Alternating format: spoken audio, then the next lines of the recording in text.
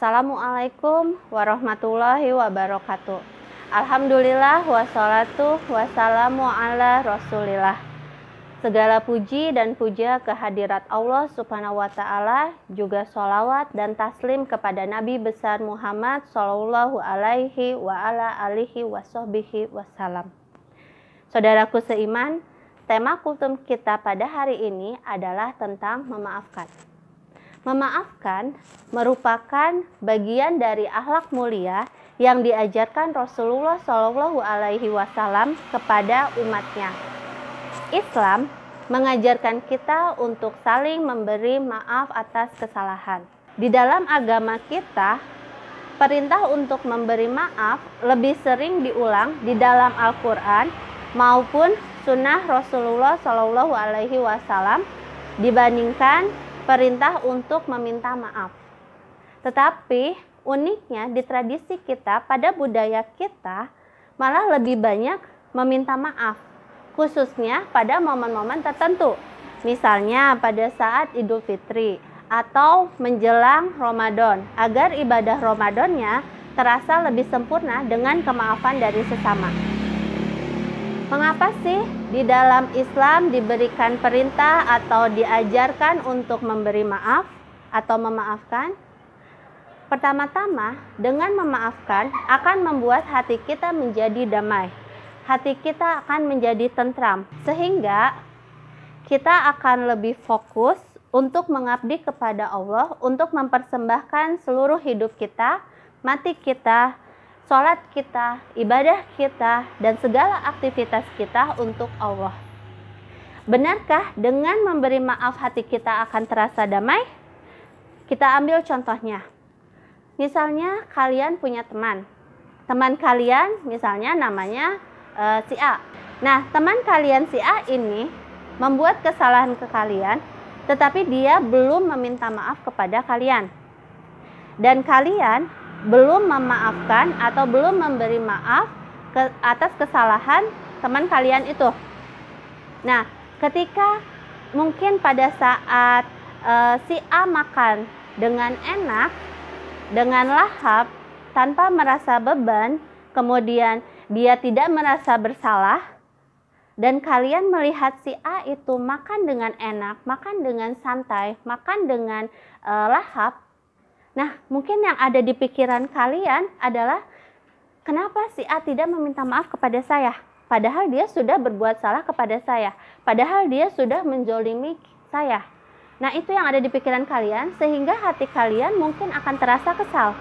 Hati kalian mungkin akan terasa lebih dongkol, gitu ya, dengan si A itu.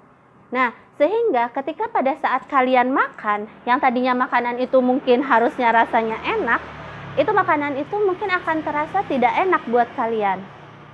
Nah, kemudian barangkali di malam hari ini si A bisa tidur dengan nyenyak, bisa tidur dengan lelap, tanpa ada beban, tanpa merasa bersalah.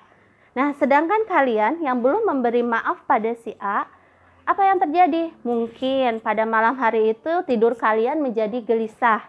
Kalian jadi sulit tidur dan terus memikirkan, kenapa sih si A tidak meminta maaf pada saya? Kenapa sih si A belum memohon ampun pada saya? Padahal dia sudah menzolimi saya. Seperti itu ya. Jadi dengan kalian belum memberi maaf, hati kalian itu jadi tidak tenang. Makanya kenapa agama Islam mengajarkan atau memberi perintah kepada kita untuk menjadi pemaaf. Di dalam Islam dikatakan jadilah pemaaf. Bahkan kepada Rasulullah Shallallahu Alaihi Wasallam diajarkan seperti itu. Maka kepada umatnya pun diajarkan seperti itu. Dengan memaafkan, pertama-tama manfaatnya bukan untuk orang yang dimaafkan, tetapi manfaatnya untuk kita. Dengan memaafkan, hati kita akan terasa lebih tenang, terasa lebih damai. Menurut Syekh Al-Musri, jika orang lain mencerca kita, maka sebaiknya kita membalasnya dengan memberi maaf dan perkataan yang baik. Begitu juga ketika ada orang lain yang berbuat jahat kepada kita, maka kita membalasnya dengan perbuatan yang baik. Oleh sebab itu, ketika ada seseorang yang berbuat jahat kepada kita, janganlah kita membalasnya dengan perbuatan jahat. Janganlah kita mendendam gitu ya, mendendam ingin membalas perbuatannya. Tetapi berikanlah kemaafan kepada dia, berikanlah ampunan kepada dia, sehingga hati kita akan menjadi lebih damai. Ingat ya, pertama-tama memaafkan itu bukan untuk orang yang dimaafkan, tetapi untuk kita.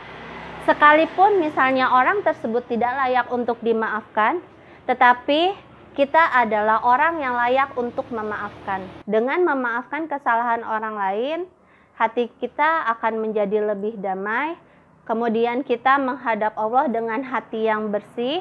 Dengan kita mudah memaafkan kesalahan orang lain, maka mudah-mudahan Allah mudah pula memaafkan kesalahan kita. Carilah kemaafan Allah dengan sebanyak-banyaknya memberi maaf kesalahan orang lain. Selamat memaafkan. Barakallahu fikum. Wassalamualaikum warahmatullahi wabarakatuh.